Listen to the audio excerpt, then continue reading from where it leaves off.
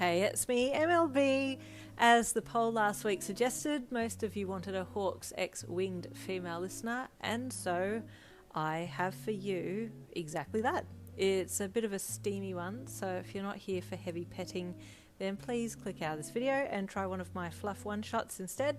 But if you're here to get felt up by Hawks, then by all means, listen on. Here is Hawks X-winged female listener, Stuck Together. Just great, you grunted with frustration as you stuffed some clothes into your duffel bag on Friday night. A whole weekend with Hawks. What are you whining about now? Your colleague asked as she walked into your small on-site hero quarters. I have to go on a weekend stakeout. Ugh, that sucks, your colleague lamented, cutting into your sentence. With Hawks, you finished. Wait, that's not bad, that's good. That's really good, he's hot. That's the problem, you said in a vexed voice. What? I'm not following. You're whinging because you have to go away with Hawks, and the issue is it's because he's hot? Yes, you said emphatically, flicking your wings out then tucking them back in behind you again. Why is that a problem? If you like him, shouldn't you be excited to be spending a whole mission with him? No, it's not good because I literally just broke up with my boyfriend like 3 days ago, and I just want to be left alone. If Hawks finds out that I'm single, he's going to be flirting like crazy, and I don't need that kind of attention right now. Honey, your colleague deadpanned, this is Hawks we're talking about. He flirts with anything with legs, irrespective of if they are taken or not. Ugh, you groaned. You're right.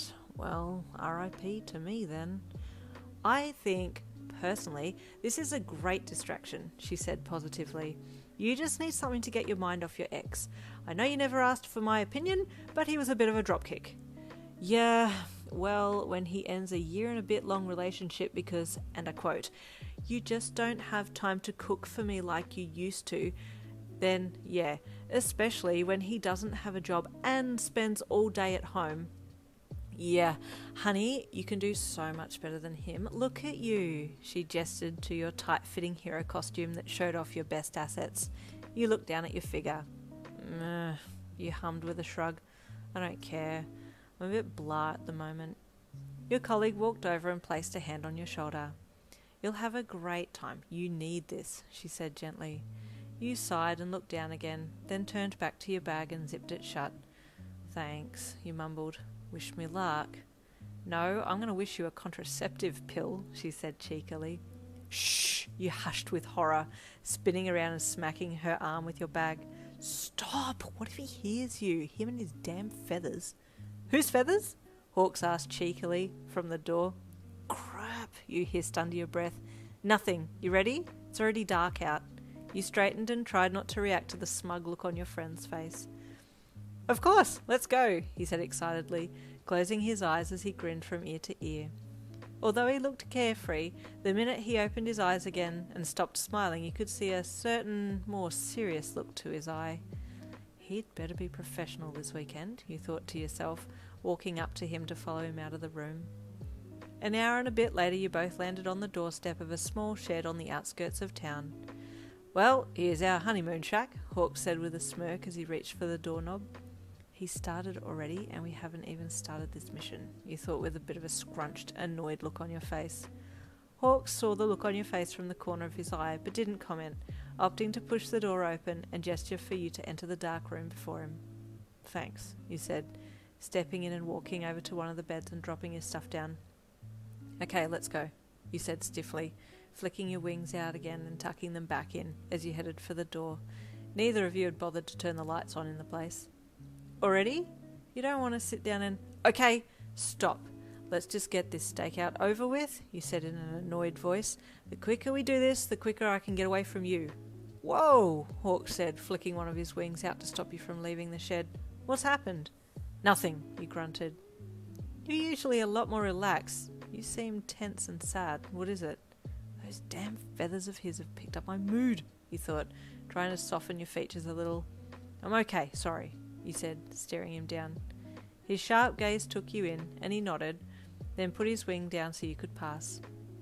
How far is it from here? You asked him as you jumped up into the air just outside the cabin and flapped your wings a little to stay airborne. Not far, he replied, jumping up beside you and taking the lead. Another 5 minutes flight and you touched down on the ground behind some trees, then crept forward to check on a smaller building that was in the middle of nowhere. You kept silent and let your keen eyes travel over the area for signs of life, but all seemed very quiet. So, how's the boyfriend? Hawks asked slowly. Can we focus, please? You hissed back at him, turning your head a little to give him a glare in the dim night light, but your body language had answered his question for him, and a small smirk pulled at his lips. He went silent again, and you looked back towards the blacked-out building. When did he call it off? He then asked. A few days ago, you answered honestly, accidentally letting it slip before you could stop it. Then you realised what you had said and tried to backtrack. I meant to say, why didn't you tell me? He said, looking dead into your eyes as yours met his. Look, I don't need to tell you about... You know what? This conversation isn't about the mission. Can we focus, please? No one's there already. I've sent my feathers in, Hawk said, still watching you intently. You're a freak, you teased with a smirk.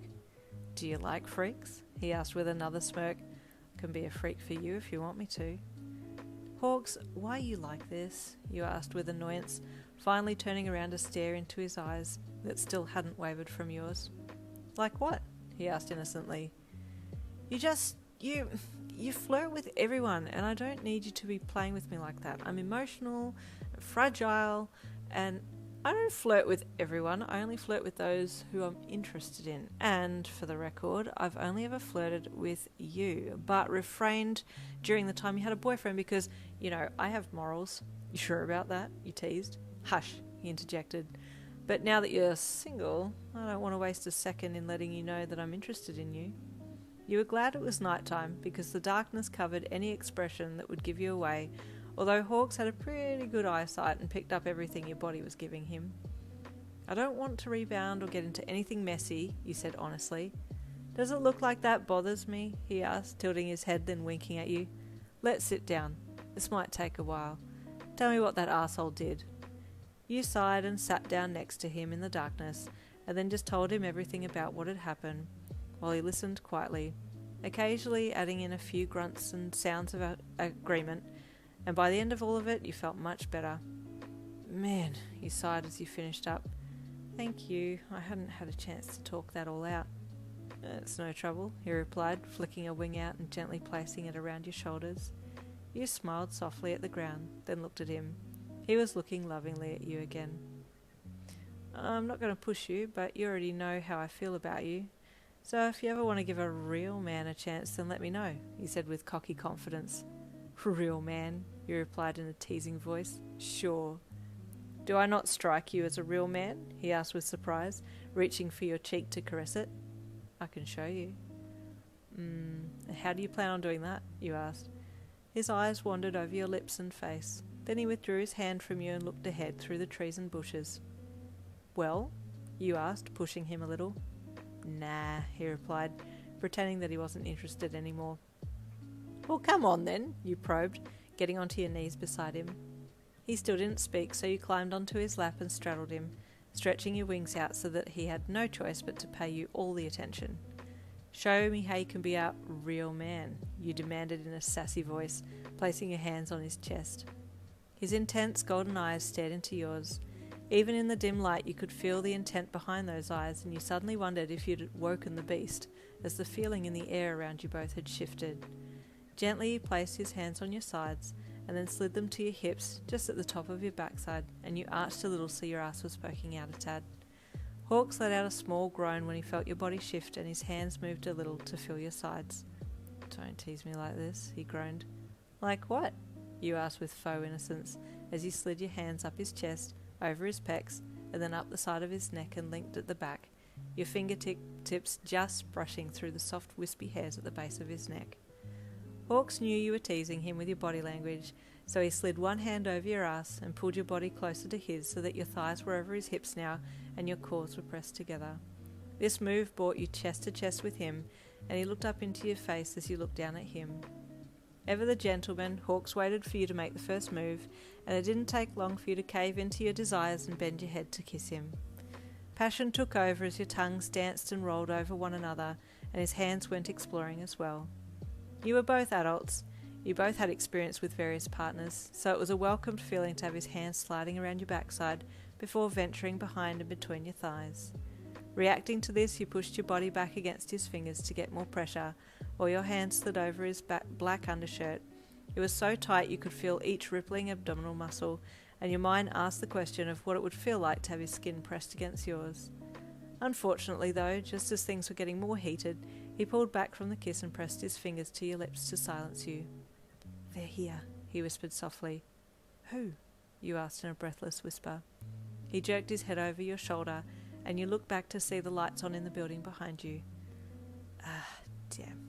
Guess we better do our jobs then, you said softly as you pushed back off him and got off his lap. "Wait," he said softly, grabbing your wrist to get your attention. "Give me one more kiss for good luck and another as a promise that we'll continue this later." You leaned in and gave him one kiss, then pulled away with a cheeky smile. Hey, what about my other kiss?" he whispered urgently. "I'll think about it," you whispered before pulling your wrist free of his hand and standing up silently with wings stretched. "We have a stakeout to attend to right now."